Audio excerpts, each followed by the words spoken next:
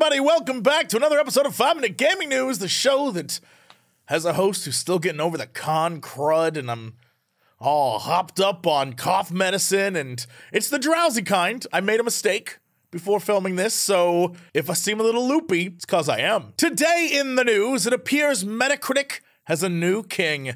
That's right, Tears of the Kingdom has been dethroned as the #1 game of 2023. The new champion of reviews, Baldur's Gate 3, the D&D RPG darling, currently sits at 97 on the site, holding just 1 point over Tears of the Kingdom, which currently sits at 96. However, Forbes, ever there to drag everyone back down to humbleness, brings up an important point comparing these scores: the number of reviews. There's one significant caveat here, which is that Baldur's Gate has 14 scored reviews, while Tears of the Kingdom has 145. It's a lot harder to retain a score this high the more reviews come in, and it's certainly possible Baldur's Gate drops a couple points, so Tears retakes the top spot. Or maybe not. And thanks to Baldur's Gate 3's incredible size and review codes allegedly not being released until 6 days before launch, many outlets have only released their review in progress, or some sort of preview, as many people are still playing through it.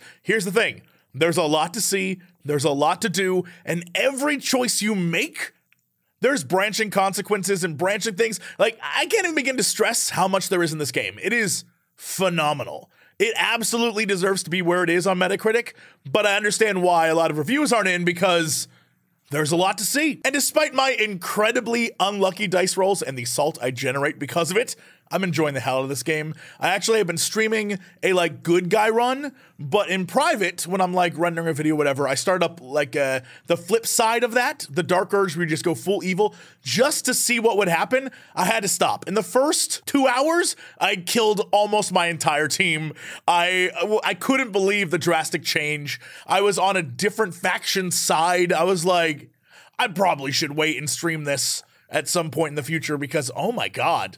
It is absolutely crazy what this game can do and where it can take you. If it's up to me, and sure, we have Starfield and Spider-Man 2 on the way, but if it's up to me right now, this is 100% Game of the Year. It is so good, and there have been a lot of games I like this year, but this one stands out. Speaking of reviews, it appears that Overwatch 2's first day on Steam has, not had the best ones. And if you're like, wait, Overwatch 2 is on Steam? Yeah, it's on Steam now, and apparently it's all part of Blizzard's plan to share some of its titles on Valve's platform in order to break down the barriers and, quote, make it easier for players everywhere to find and enjoy our games. Which, of course, as the company who kept it exclusively on Battle.net for PC players to play on for many years, until people started to get kind of fed up with their policies, doesn't seem desperate at all. And it looks like the same response to Overwatch 2 is happening over on Steam, as it has an overwhelmingly negative review score thanks to over 20,000 negative reviews. As reported by PC Gamer, the top review under Most Helpful,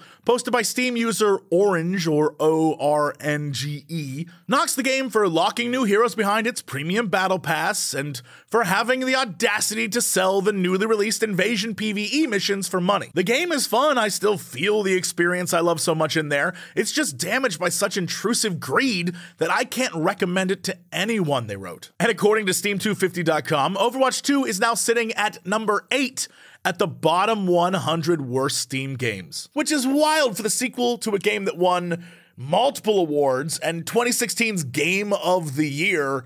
For this to be the case? I mean, look, I get it. I get why fans are pissed. This isn't really that shocking, let's be honest. Because as I covered in 5 Minute Gaming News before, players have not been happy with the rollout of Overwatch 2. From the Battle Pass system to the canceled PvE mode, people are starting to understand what I've been saying for a while now, that Activision Blizzard's mentality is that of a company trying to make as much money as possible, not as a company that's trying to deliver as good a game as possible. And that's a huge problem.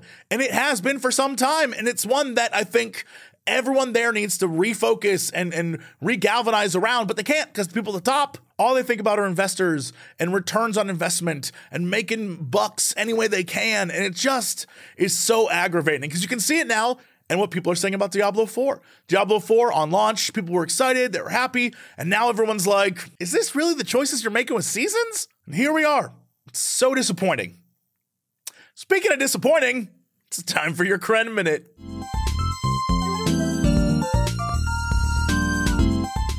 Hello, everybody. How's it going? It's me, Crendor, and welcome back to the Kren Minute, my once-a-week segment where I have to talk about whatever I want for a minute. Today, I'm talking about Baldur's Gate 3 because I've been playing a lot of Baldur's Gate 3. I didn't even think I was going to play a lot of Baldur's Gate 3, but I was watching other people play it, like Jesse, and I was like, I kind of want to see what happens in my playthrough, and I realized how cool it is that everyone's playthrough is, like, slightly different, especially if you play it kind of like, you know, strictly without, like, save scumming the rolls and stuff like that. That's kind of what I've been doing. I'm just like, listen, if I get a roll and it's bad, it is what it is, unless I have like the in-game rerolls or whatever. And it's just been it's been a lot of fun. So I mean, listen, in my playthrough, half the main characters I've either killed, gotten rid of, or they've ran away. So that's a classic Crendor playthrough. If you want to see any of it, twitch.tv/Crendor, man, it's been great. Dorcas the Warlock.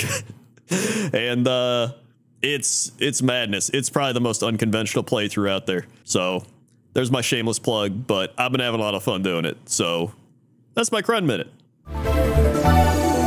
Thanks, Crendor. Anyway, that is it for me. Hey, if you want to support this show, by all means, you can subscribe or like or whatever, but also head over to patreon.com/Jesse Cox. Got a lot of stuff over there. Some new behind the scenes stuff is going to go up soon of something fun I filmed, and hopefully you will enjoy. That's it. See you on Monday. Bye.